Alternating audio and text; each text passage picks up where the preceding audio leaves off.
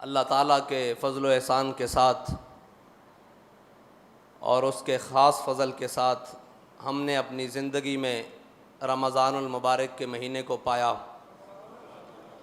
वो रमज़ान के जिसमें मोमिन का हर अमल साले इबादत बन जाता है, इसलिए कि मोमिन अगर सोए तो वो ये सोच कर सोता है कि उठकर मैंने सारी करनी है, तो उसका सोना भी इबादत।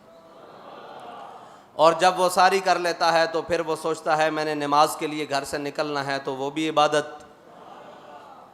और जब वो नमाज पढ़कर वापस आता है तो वो अपने काम काज के लिए निकलना चाहता है, अगरचे वो कहीं नौकरी करता हो, मज़दूरी करता हो, कारोबार करता हो, किसी भी काम के लिए, किसी भी रिज़्क़ कमाने की नीयत से घर से निकलता है, तो वो नीयत ये होती है कि शाम को लाकर अपने बच्चों को अफ्तारी करवानी है, तो उसका घर से निकलना भी इबादत। उसके हर काम में जल्दी या ताख़ीर करना ये भी इबादत। तो रमज़ान वो महीना है जिसके अंदर अल्लाह ताला ने मोमिन के हर अमल साले को इबादत बना दिया है। और अल्लाह के फ़ज़ल से हमने रमज़ान को पाया। और मेरे आका व मौला सल्लल्लाहु अलैहि वसल्लम ने फ़रमाया कि रोज़ेदार के लिए दो खुशियाँ हैं, एक तब कि जब वो रोज़ा इफ्तार करता है, और दूसरी तब कि जब वो अल्लाह ताला से मुलाकात करेगा। और इसी रमज़ान के महीने में एक साल कबल उन लोगों को दो खुशियाँ इकट्ठी मिली कि जिन्होंने रोज़ा भी रखा हुआ था और इफ्तारी भी अपने रब के यहाँ की और अपने रब की ज़ियारत की।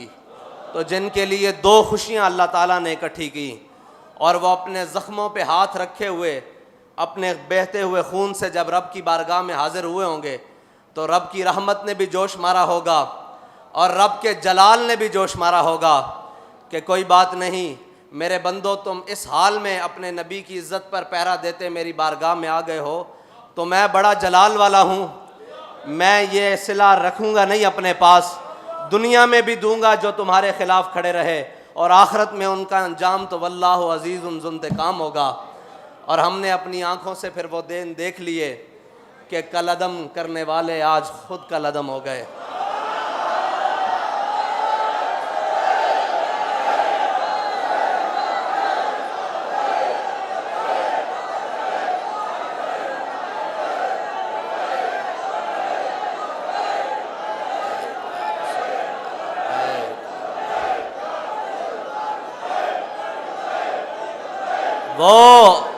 वो इक़्तिदार जिसकी खातिर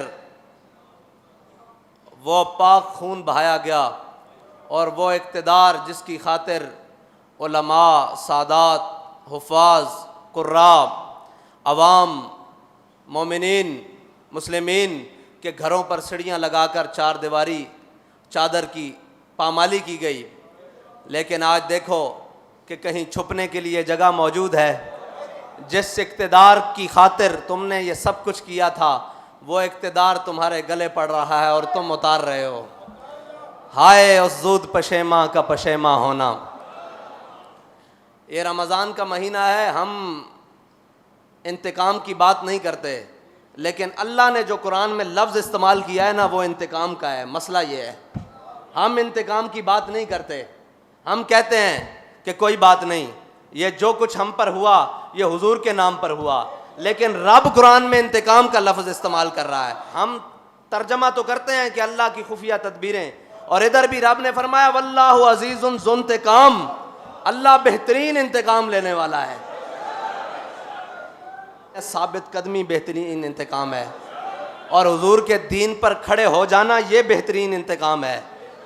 और वो जो शहादत का रुतबा पाकर रब की बारगाह में पेश हो गए, अभी तो ये दिन देखा है हमने, अभी तो जिस दिन आप अदालत बैसी वो दिन बाकी है, और उस दिन के लिए इंशाअल्लाह हमने अपना ईमान सलामत लेकर वहाँ तक जाना है।